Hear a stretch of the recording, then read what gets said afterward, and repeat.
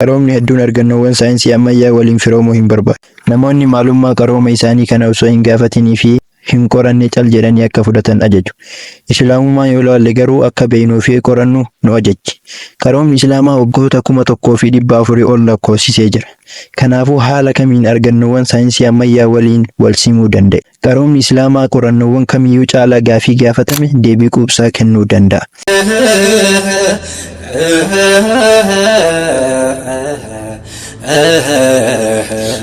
Assalaamu alaikum warahmatullahi wabarakatuhu. Qarooma Islaamaa fi saayinsii ammayyaa kutaa tokkoffaa.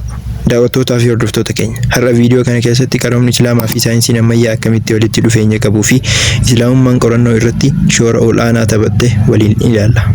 Egaa kunoo viidiyoo kana laayik gochuu fi chaanaalii keenya sabskiraayib gochuu hin dagatinaa. Hanga xumuraan waliin turraan bu'aa guddaa argachuu dandeessu. Inshaallah. Qarooma Islaamaa fi saayinsii ammayyaa. Qaroomni hedduun argannoowwan saayinsii ammayyaa waliin firoomuu hin barbaadu. Namoonni maalummaa qarooma isaanii kana osoo hin gaafatinii fi hin qoranne cal jedhanii akka fudhatan ajaju.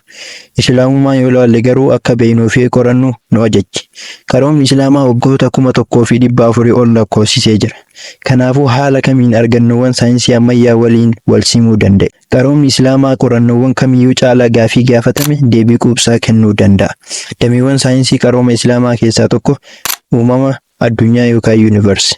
Saayinsiin ammayyaa wantoonni uumama keessa jiran akkamitti akka argaman yeroo gaafannu deebiin inni nu deebisu tiwoorii dhoohinsa guddaa yookaan Big Bang tiwoorii jechuun ta'a. Kana jechuunis yuunivarsiin yookaan samii fi dachiin bakka tokkotti kan turanii fi booda irra gargar bayanii kuufamiinsi urjii yookaan gaalaksii akka uumame, eegasii gareen aduu adda addaa yookaan pilaaneetii argamuun pilaaneetota sana jidduu ammoo dacheen amma irra jiraachuutti jirutun uumamuu isii nu barsiisa. Qaroomni Islaamaa madda isaa kan ta'e Qur'aana kabajamaa bu'uureeffachuun akkas jechuun addeesse. أولم ير الذين كفروا أن السماوات والأرض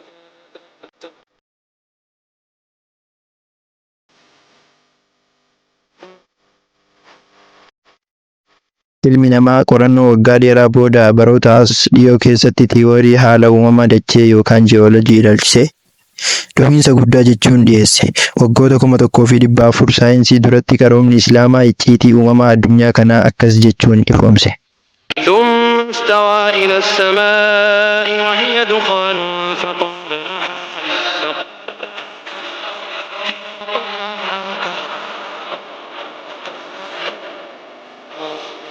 Allahan subhaanahu wa ta'aalaa akka fedhetti dandeettii isaatiin samii fi dachii tana yeroo argamsiisu aaraa turan. Dhugaan aayata Qur'aanaa tana keessa ibsame tokko jira. Uumamni hunduu Rabbiif ajajamoo ta'uu fi heera inni boceen akka hoogganaman ta'uu Rabbiin samii fi dachii uume jaalattanis ta'ee jibbitan koottaa jedhee isaan ajaje. Isaanis ajaja kee fudhannee dhufnee jirra jedhaniin. Yeroo ammaa kanatti saayintistiin ammayyaa tokko haala waan kanaa osoo gaafatamee deebiin inni deebisu samii fi dachiin bifa amma jiraniin kana osoo hin qabatin duratti aaraa turuu isaanii nu mirkaneessa. Qaroomni Islaamaa qarooma saayinsii kan caalu ta'uu isaa nama hin hubachiisure ni hubachiisa. Qophii qarooma Islaamaa fi saayinsii ammayyaa jedhu kutaa tokkoffaa isaa asumatti xumurra. Yoo viidiyoo kana jaallattan laayik godhaa. Chaanaala keenya irratti sabskiraayib godhuu hin dagatina. Akkasumas tiktookii keenya fi teelegiraama irratti hirmaachuuf linkii armaan gadii fayyadamaa. Odeeffannoo fi barnoota hedduu isiniif dhiyeessuuf qophiidha. Waan waliin turtaniif galatooma.